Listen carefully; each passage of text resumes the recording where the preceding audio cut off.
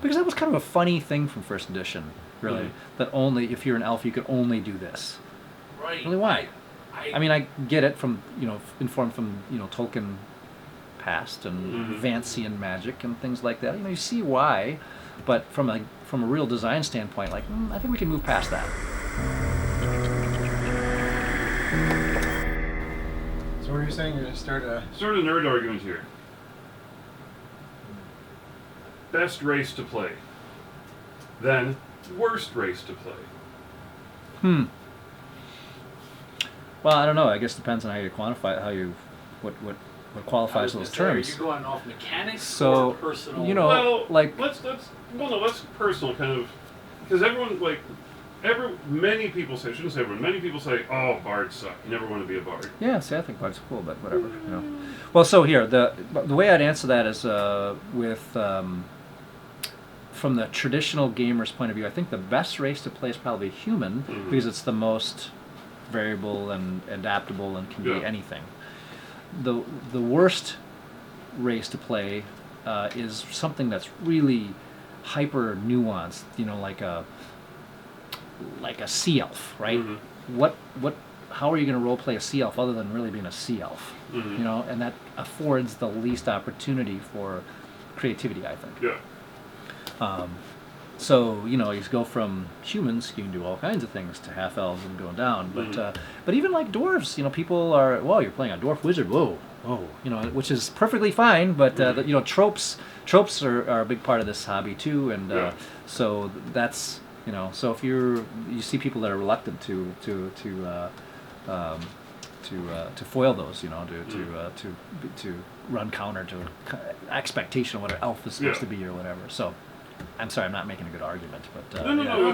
Yeah. My very first 5th edition character, because I was reluctant to go to 5th edition because I had just bought everything for 4th. Yeah. And then I moved up here and everybody was starting on 5th. Like, all right, fine. So I got like the basic rules and everything, and I rolled up a Dwarf Ranger. And everybody at the table was like, "What is that? What are you doing?" Like, I was like, "Listen, it's what I, Yeah. Why wouldn't a dwarf be into it? Yeah, exactly. So yeah.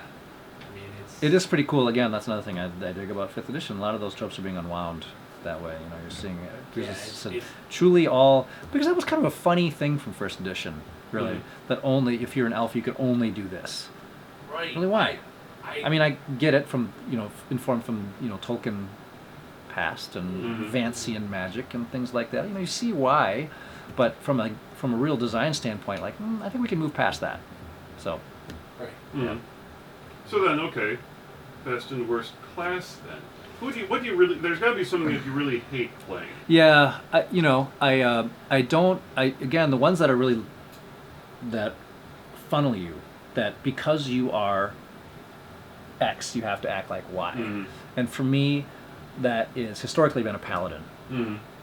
It's funny that I'm enjoying being a Turtle Paladin, because now, at least, again, the Paladin's becoming more open too. You don't have to always be, a Cavalier or a Knight, because historically, when you were a Paladin, you sort of played one type of way. Yeah. A Barbarian, you couldn't be reasonable. You always got to be the asshole at the table, right? Like, no, I'm not. I'm gonna fight. I'm gonna plan. Blah! That's not how a barbarian necessarily has to be, right?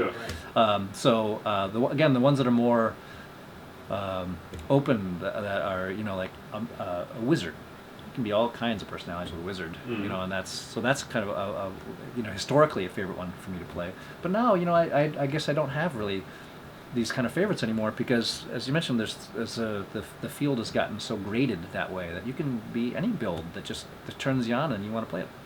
So, yeah.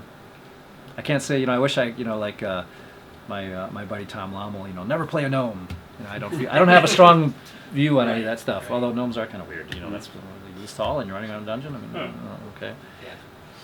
All right. So other than the RPGs, is there any other board games you're playing right now, or is it just it's all RPGs all the time? No, we do. We do play board games when we. So when we have a Google Calendar we send out, everyone fills it out, and we that's how we pick the night each week. So it varies. Usually for us, flips between Tuesdays and Thursdays for whatever reason. Seems to be when most people can can play and we reach quorum, but some nights, some weeks we just can't, where you only have 3 or 4 players, and then we bust out a board game.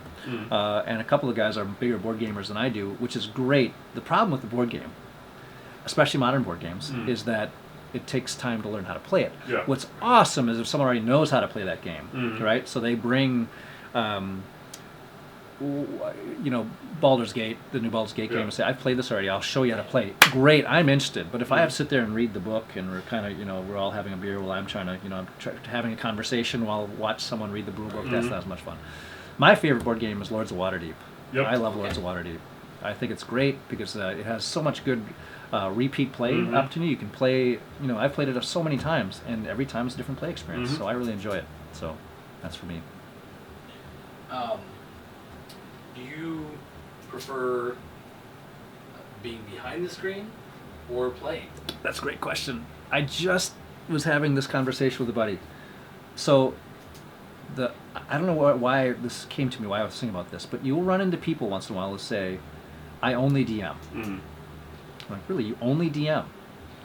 And as I've gone forward in the years of playing, I'm becoming more and more suspicious of their ability to really be a good DM at that point. Because every time, and I run a lot and I play a lot too, but I run more than I play probably. Especially in recent years, I've played games with people where I thought, God, that was really brilliant what that guy did or that gal did running that game. I've never thought to do that. I never thought to engage the players that way. And if you don't step to the other side of the screen, you're never going to have that experience. I played a game recently at Gen Con with Mark Morrison, who wrote a lot of the original Stormbringer stuff. He's with Chaosium and campaign coins. He's written. I played a Call of Cthulhu game with him. Oh, it was great. And he just had such a different style, and really showed a couple things that I am going to totally steal. I said, Mark, that was awesome. I'm going to totally. The couple things you did, that's part of me now, and that you don't get that experience unless you, again, play too. So. When you play, if you can play with good DMs, and you can always learn something. So yeah, I DM more than I play, but I love playing too. And I think everyone should. I think that should. I don't say that's the right answer, but I kind of think it is. Well, I'm out of questions. We want to do some of the.